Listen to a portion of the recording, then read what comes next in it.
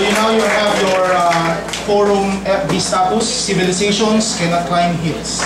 So I'm looking forward to post that. Okay, we're now opening the floor for your, okay, I will just clarify. We will not be anarchists about this.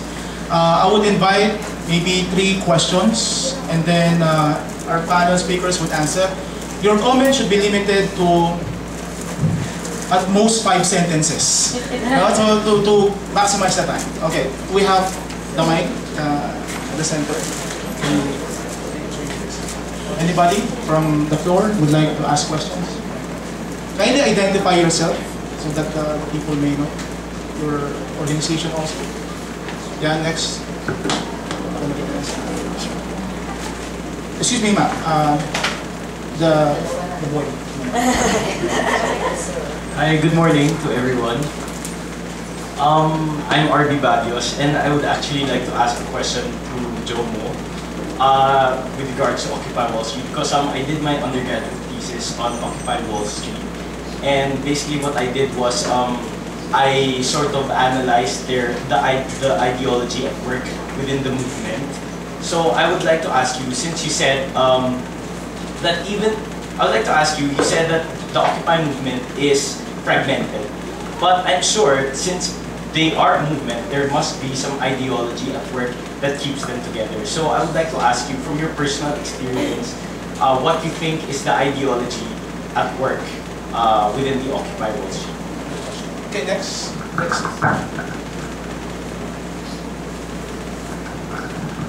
Hi, good morning. I'm Crisel Labor from Pasay 199 of Ma'am Ella Atienza.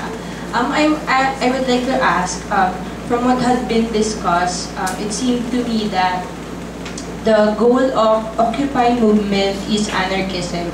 So I am interested on how do we measure the success of Occupy movement. Can we say that Occupy movements are successful when anarchism has been achieved already? Okay, so one more question.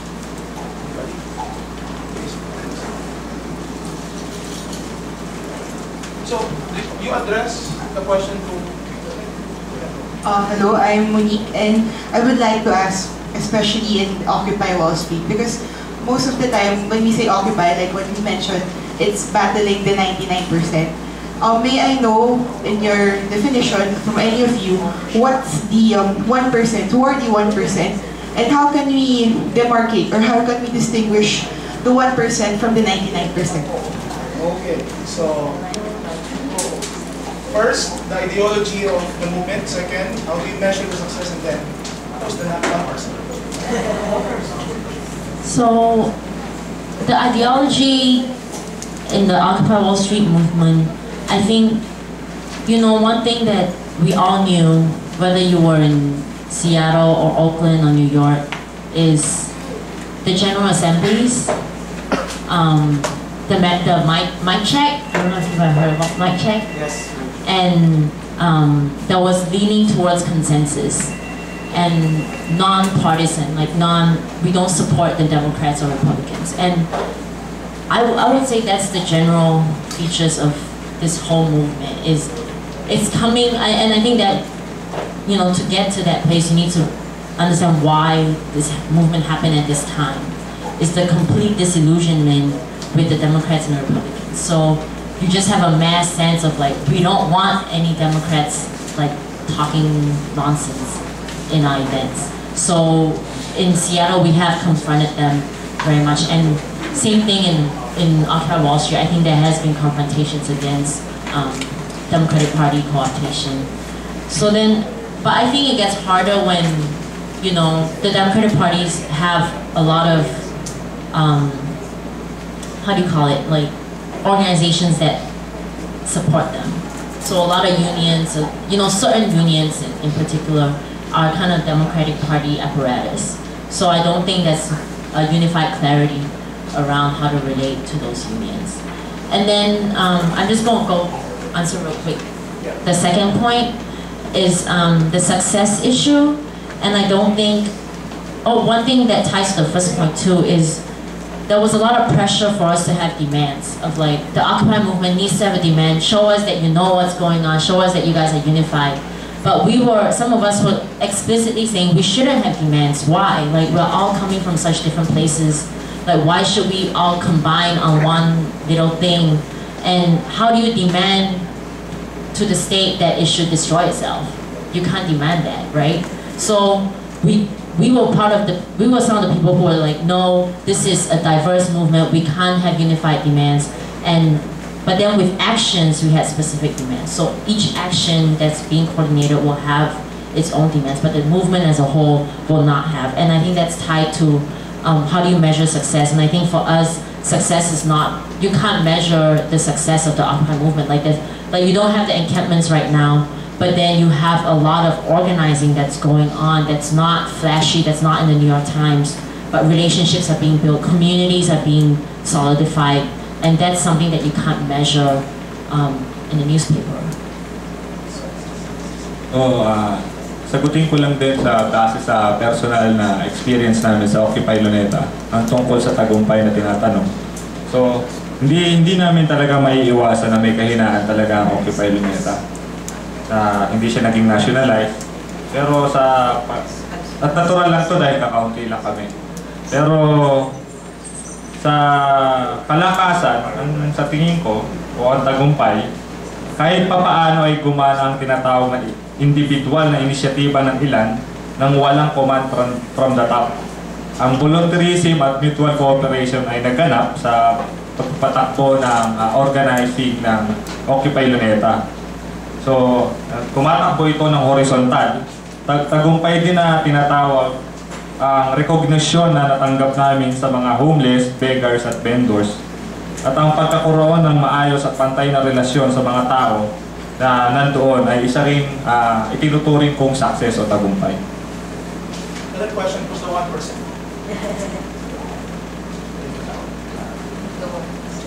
Siguro sa Luneta context ko sasagutin kung ano yung 1%. Although malinaw din naman sa Wall Street at sa iba pa sa Oakland kung ano yung 1%. Pero sa talakayan namin, ang lumalabas yung may control sa ekonomiya at sa pagdidesisyon. Primarily yung 1%, pero hindi ko alam kung talagang 1% lang sa context natin dito sa archipelago. Ang basta pang malinaw doon, meron pa mga corporations na nagko-control ng mga benepisyo at nakakasira ng kalikasan dahil doon sa mga sa kanilang mga economic activities. Tapos ang impact nun, yung effect nun, ay nararamdaman ng mas malaking bilang ng populasyon. So, 99 or 1, hindi ako ganun kasigurado. Tapos sa gain, siguro magdadagdag lang ako, Mr. Moderator. Yung sa gain, siguro ang gagamitin kong termino hindi tagumpay.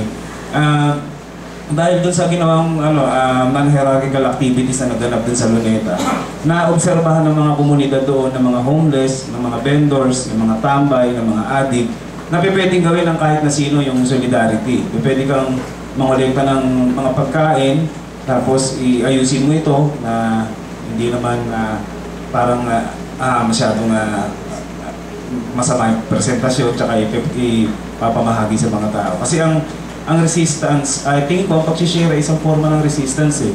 Sa halimbawa sa usapin ng, siguro mag-segue ako ng konti, sa usapin ng revolution, ang pinaka-laging nabibigyan ng mataas na value, yung nagmi-meeting, yung mahawak ng armas, yung mga nandun sa public arena at nagsasalita, hindi yung nanay na nagluluto, na nagbibigay ng pagkain doon, ng nutrition sa mga bata. Kasi ako, halimbawa, bilang isang anarchist, mas mataas siguro yung value ng participation ko sa social revolution kung nasa meeting ako kaysa nandun ako sa bahay namin na inaalagaan ko yung 3 anak ko. So, ayun, tingin ko may mga gains yun kung titingnan natin sa ganun. Ewan ko kung nakatulong, Mr. Moderator. I teach a course on theories and perspectives on area studies, and I actually devote a whole session on the Occupy movement in this course. So in my reading of there is literature that have come out of the Occupy movement, not only in the United States but in other parts of the world. It really appeals, and it really appears to me, and this is an answer to the question of what the ideology is. There is not one single ideology that guides the Occupy movement. There are anarchists, but there are also Marxists. There are liberals. There are even bleeding heart capitalists who are part of the movement, who are so guilty that they've been, there was actually a hedge fund manager who joined the movement in, I don't know if it was in, I think it was in New York, because he said he was guilty of having acquired so much money, and now wishes to, I don't know if he was going to divest himself of his earnings, but he said he was one with the movement. So there's not one single ideology. And I think this is what is really exciting about the Occupy movement, because there's not one single vanguard party or one ideology that guides everyone. So it's to each his own in terms of joining the movement. And this is why it's so popular, because it appeals to a whole range of individuals, groups, communities in the United States. I also would like to respond to the question of who is the 1% and who is the 99%. This term was actually coined by Joseph Stiglitz in one of his articles in probably the New York Times or somewhere else. And he was, of course, referring specifically to the United States. But other parts of the world, for example in the Philippines, probably, as one of the speakers pointed out, probably it's not 1%. Maybe it's a bit more, like 5%. But 5%, 1%. We still have this wide variety. So what makes for the difference of the configuration in the US and in the Philippines? And let me respond facetiously by saying it only proves that the United States is more unequal. There are higher levels of inequality in the United States than in other countries in the world, including the Philippines. Okay. Next batch of questions. Yes. Okay. I just want to say that the 1%, who is the 1% question was really contentious in the camps in relationship to the police. There were a lot of people who were saying the police are part of the 99%, and because they were saying that they're working class people, blah, blah, blah. But then, the way some of us talk about the 1% is people and institutions that defend and uphold the capitalist system. And to the extent that the police, and that's why it's not individual based. I don't actually like the term the 1%. It's not about how much money you make, because look at Warren Buffett, right? He is the 1%, but he keeps talking about, oh, we need to, tax the rich. I'm for the people. But he has corporations and he's on the Forbes list. So, it's not about individuals, it's how they support an institution. And so the police is a good example. And the best learning experience was for a lot of people who were saying that the police are the 99% is when they got beat up by the police. When the police pepper sprayed them for being in the parks, and that's when they were like, oh, you are not the 99% actually. So that's a really important question, and I don't think there's unity around that. All right. Sir, your name and your organization. I'm also from Decolonize Occupy Seattle and Black Orchid Collective. And I would like to thank the organizers again for hosting this. And I really appreciate what's been said by all the panelists.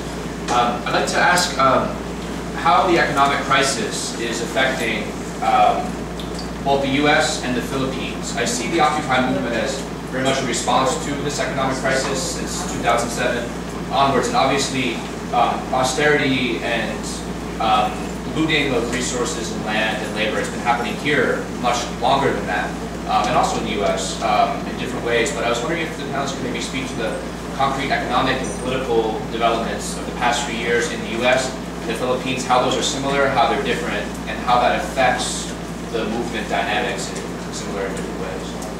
Okay. So one question that you Another forum. Benji Chudosho of the School of Labor, but currently the chairperson of the International Union of Cooperatives and the Co-op movement. My issue is about ownership of business, because in this country there's now the buzzword of sustainable enterprises. And so my question really is, how do you sustain the group, the movement? Because as far as I'm concerned, as a student of political economy, we have a sustainable movement through the co-ops. I think I'm third member. generation. It's generational. This was started by our community people 60 years ago. So, I mean, to me, they're the real anarchists long time ago because they never had support from the state. Ed is a member of our housing co-op. So my point is, how do you sustain everything? You need resources. After a while, you'll be marrying. You have your families. You end up, it's just like the story of the union movement. No, and reform, but after a while, suburbia lifestyle, they enjoy their cars, their cell phones. That's the end of it. So, where are your resources coming from? Maybe we could ask the locals, how would you sustain what you started? Ang hirap po ng tanong niyo. Kasi ano na ako, 6 years old. 2 years na ako. Opo. Naniniwala po kasi ako merong tinatawag na authority by wisdom eh. Tingin ko ginagamit siya ng mga ninuno natin noon. Dahil sa karanasan nila, natututo tayo. Para mape-prevent natin yung mga posibleng danger at makakasurvive tayo sa evolusyon. Going back po dun sa inyong tanong, yung local autonomous network, dati po siyang local anarchist network. Hindi po ako part nun, pero kabatch ko yung mga kasama nun. Meron silang sariling proseso kung paano gagawin yung mga activities. Mula doon sa pagkuha sa sariling bulsa nila ng resources para mapadali yung mga activities. Meron din silang network sa iba't ibang bansa na sa iba't ibang paraan tumutulong para makapaglunsad ng mga kampanya. Ganon din yung nangyari sa amin. Sa ngayon, yung local autonomous network, binubuo siya ng iba't ibang collectives at mga individuals na ang kanyang area of operation ay nasa NCR, pero meron siyang network sa Davao. Siguro sa Davao, pinakamalaking resource center na meron sa ngayon na mga independent, mga autonomous, na mga activists at mga anarchists. Yun ang process namin.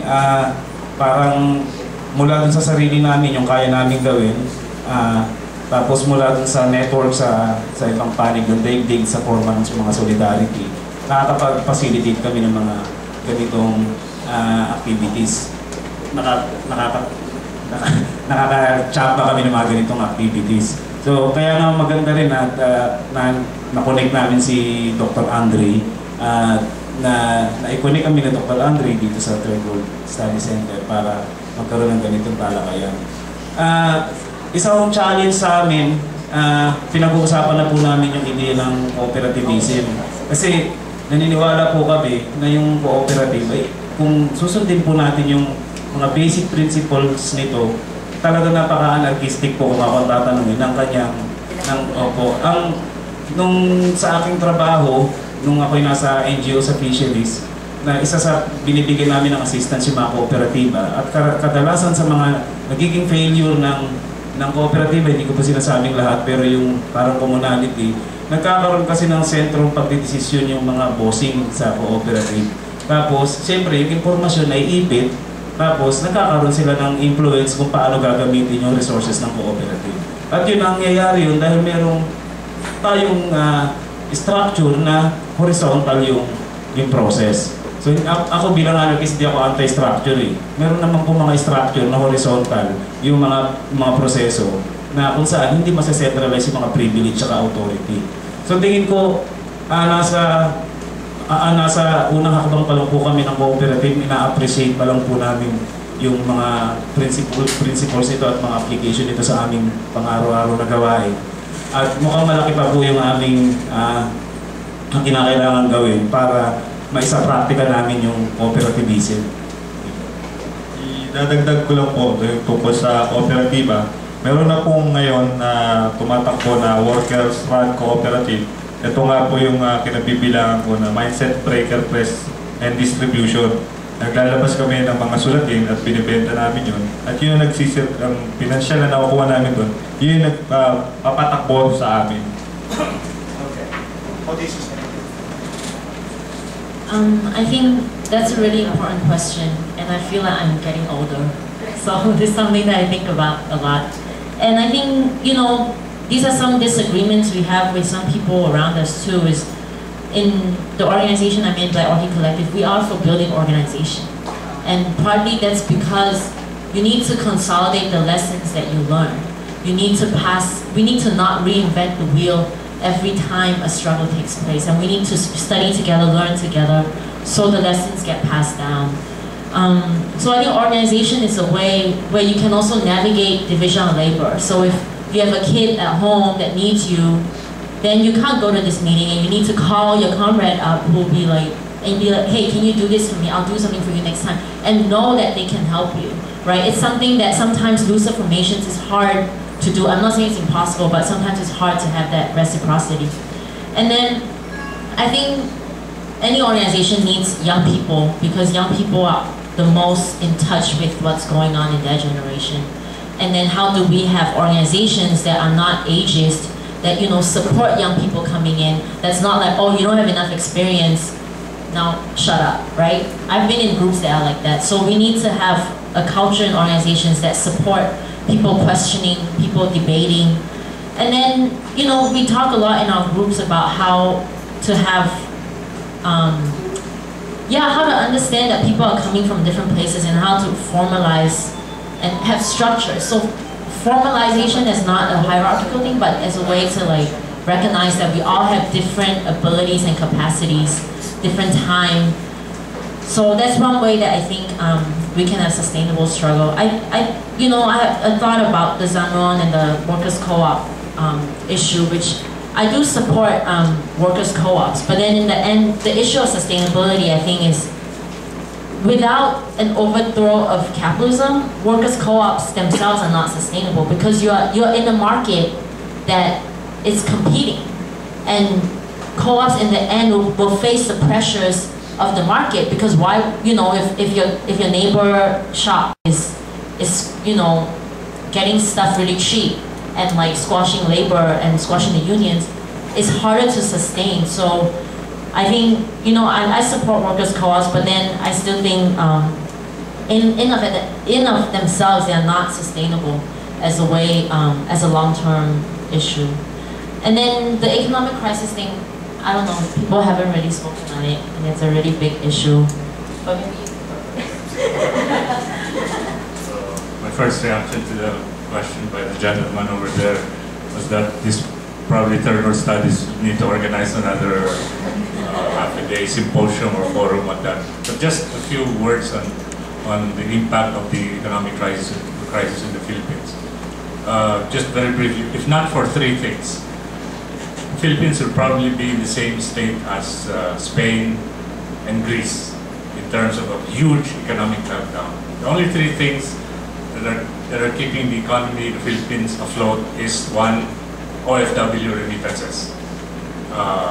Number two, call centers. And number three, property development. These are the three linchpins now of the Philippine economy. If these three falls, then we'll be in the same status as Greece. And these three sectors of the economy are not what makes for a vibrant, self-sustaining, progressive economy. These are parasitical aspects of an economy. And for the country to depend on these three sectors to keep itself afloat shows how underdeveloped the productive sectors of the economy are. Because productive sectors of agriculture and manufacturing are really down. And it is the service sector that is keeping this economy from falling by the wayside. That's all. But we're going mining. That's even worse. Yeah. Because now we are going back to the colonial period of extractive industries. I'm a Gramscian. I've been working in this.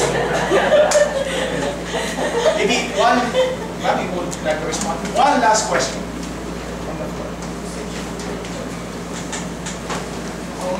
So I was observed already looking at the Occupy Wall Street movement through the internet. I guess I'm speaking as a youth and concerned about reform in the Philippines. So for me, one of the most difficult things to deal with about anarchism and the movements outside is that inside the Philippines, the state, the state's use of violence against movements is I think it's quite different from like state violence in the U.S. where they use pepper sprays. Like in the Philippines, when farmers occupy land, they get killed, things like that. So I guess for me, applying anarchism, like occupying land or occupying factories, so like how we can actualize that in the Philippines is, I guess, difficult to imagine because of the use of state violence.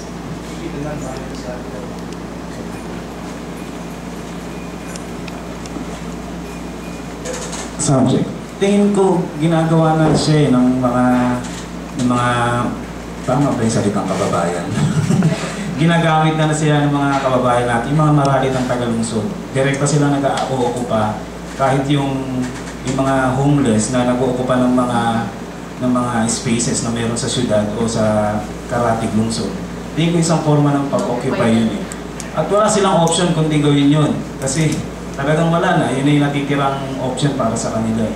So tingin ko, isa yun, kaya lang hindi ganun ka-politicize yung tingin nila, hindi nga katulad na nung nangyari sa ibang bansa, sa West na ina-inform yung mga tao ron. Karamihan sa mga nag-occupy ito, mga doktor, katulad ni Dr. Andre, nandun siya sa Seattle. O, dito sa atin, hindi ganun yung karakter ng ating mga populasyon eh. So, pero pareho rin yung kanilang ginagawang sistema, magkaiba lang sila ng articulation. Dadagdag lang ako para mabigyan pansin. May nangyari na rin okupasyon dito sa Pilipinas, ngunit tumagal lang ito ng 8 araw. Ito ay ginawa sa Philippines-Diliman noong 1971. Ito ay tinatawag na Diliman Commune. Estudyante ang mga nag-okupa in response sa solidarity nila sa mga transport strike. So, may istorya itong nasulat at naka-publish ito sa aming publication na tinatawag na Gasera Journal. Okay, maybe concluding words from each speaker, or I would do my sentence.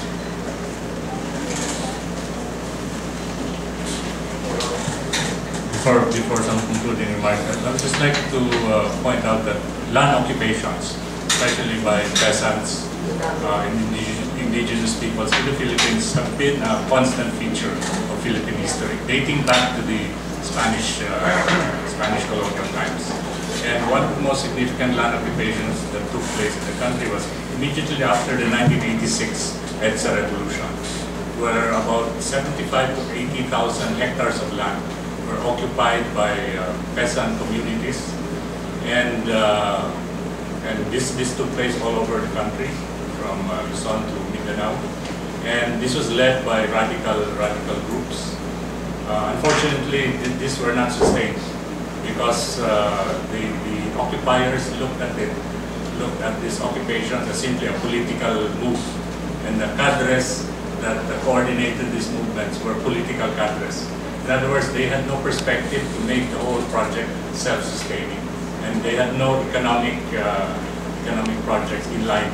So it was very easy for these occupied lands to be reoccupied and be retaken by the landowners, with of course a lot of help from the state, from the police, and more recently there have also been cases of land occupations by peasants in Bicol, in Central Luzon, as well as in Maguindanao, and these have been documented.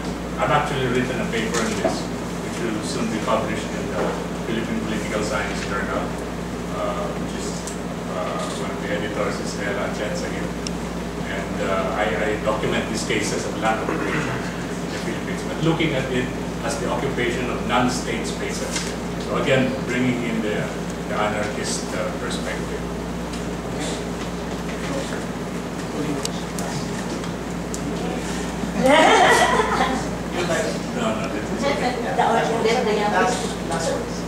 I just want to thank everyone, and I guess going to that question too, and that will be my conclusion, is I don't know if people have heard about the South African miners, I think they're miners, the miners' strike, and how they were all, this happened last week, or this week, and they were all shot and killed by the police, or a lot of them, well,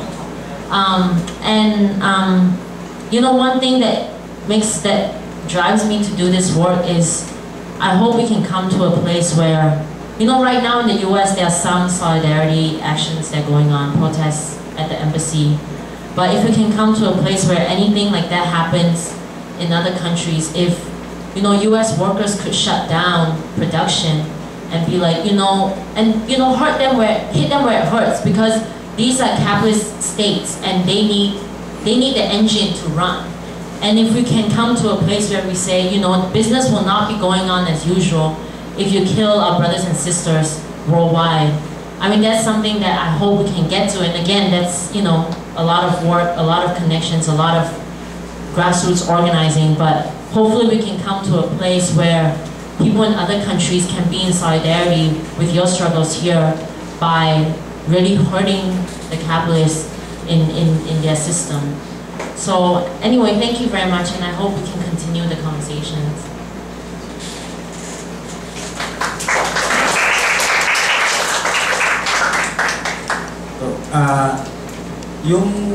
Yung anarchism po, tulad ng sinabi ko kanina, merong sariling strain na develop dito sa archipelago. Pero hindi ibig sabihin ng archipelago siya lang yung nakikita natin na sa mapa ng Pilipinas.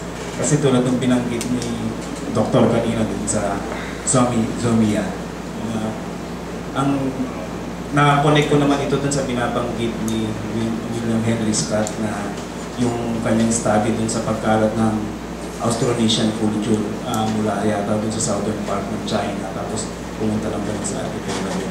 So parang ang binabanggit ko yung mga ganong klase ng kultura na nag-contribute dun sa pag-develop ng horizontal structure sa mga communities dito.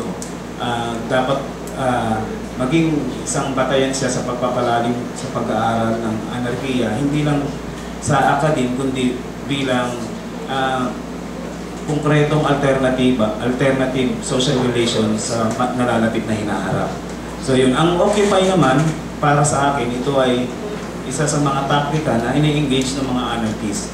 At hindi lahat ng mga nasa loob na, yung mga occupants ay mga anarchists. At magiging non-anarchists, yung mga anarchists na nandun pag nag-impose sila ng kanilang ideology. Pero kinakailangan maging mapagmatsyag at maging vigilant doon sa mga ibang political blocs na nagpa-participate sa Occupy project na maging dominante. So, yun ang tingin ko sa Occupy.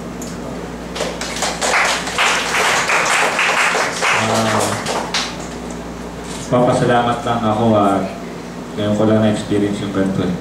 So, sa parte ng mga local autonomous network, so, yun, papasalamat lang ako na nakarating ka na rito. Pinakinggan niyo yung aming presentation.